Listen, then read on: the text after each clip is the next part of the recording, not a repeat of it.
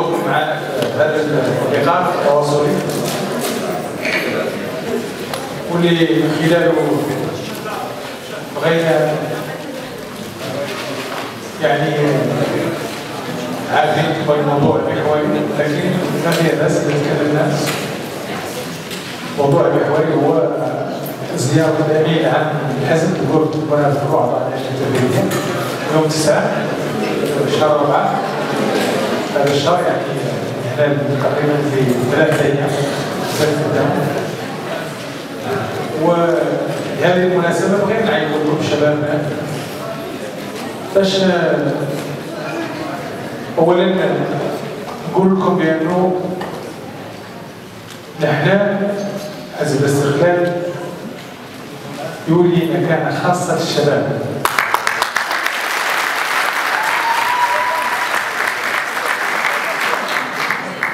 ونؤمن كذلك بأن الشباب هو المحرك الحقيقي للمجتمع، وبأنه أي مجتمع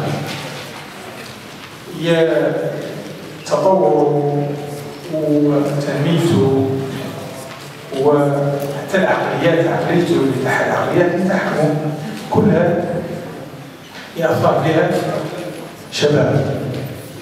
إذا كان هذا الشباب شباب معطاء فالمجتمع مستقبله يكون مضمون بأنه لا يكون مجتمع راقي فيه كل القيم النبيلة اللي تلقاها كل الأمور. ومن هذه المناسبة احنا كذلك في الحزب عندنا استراتيجية واضحة تتجه للشباب، وهدفنا الأساسي هو أنه نخلقوا الإطار الإيجابي اللي تقد هذا الشباب من خلال تناقح أفكارهم، من خلال تبادل الآراء، نمر دائما بنتائج إيجابية وبحلول ناجعة لمشاكل الشباب.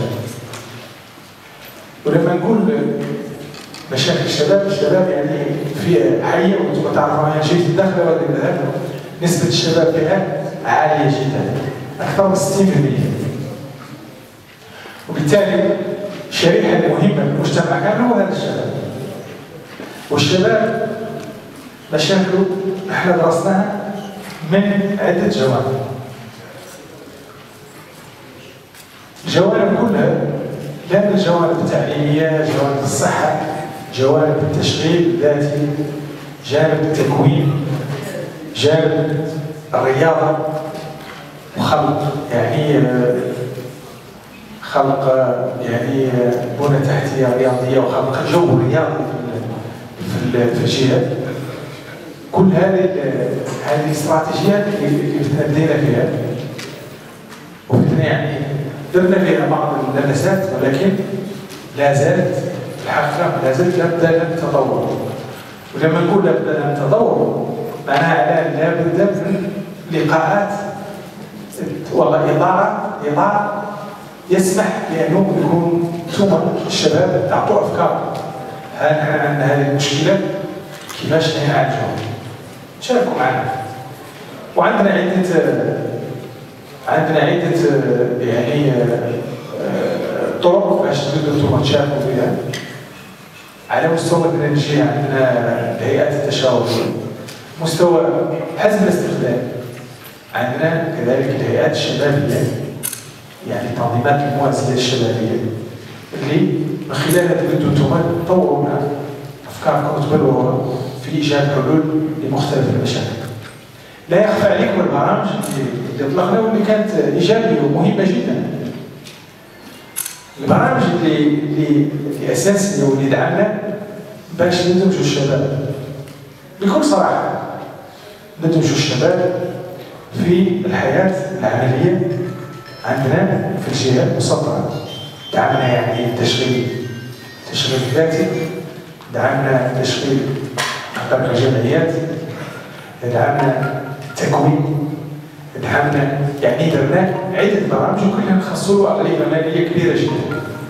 هذا كامل هدفنا هو انه نحلوا جزء من المشاكل كان حكم انه يشغل هو برنامج ديال تكوين يتشاب ولا مباشره يدخل يتلاش معنا عالميه الشبكه.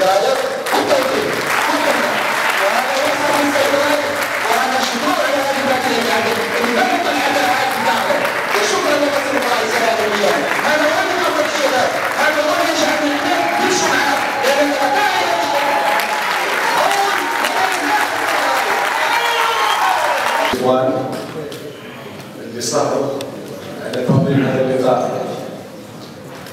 تنظيم هذا اللقاء مع فيه اشياء في اللي جاي المستقبل وجاي الحاضر كذلك في اللي حقيقة أنا اليوم مطمئن جدا على مستقبل الحزب وعلى توجهات الحزب وعلى المستوى اللي يوصل بالحزب، لأنه اليوم من أصعب الأشياء وخاصة في الشباب باش تجمع منها 10 رواقيش. اليوم الحمد لله الشباب ما هو جاب أماكن باش يحفوا هذا الطعام. هذا دليل على الحزب بخير وعن أموره بخير وعن خطابه والناس الصاحبين عليه عندهم ثقة. إذا بهذا أشكر جميع الناس اللي صاروا على تنظيم هذا اللقاء.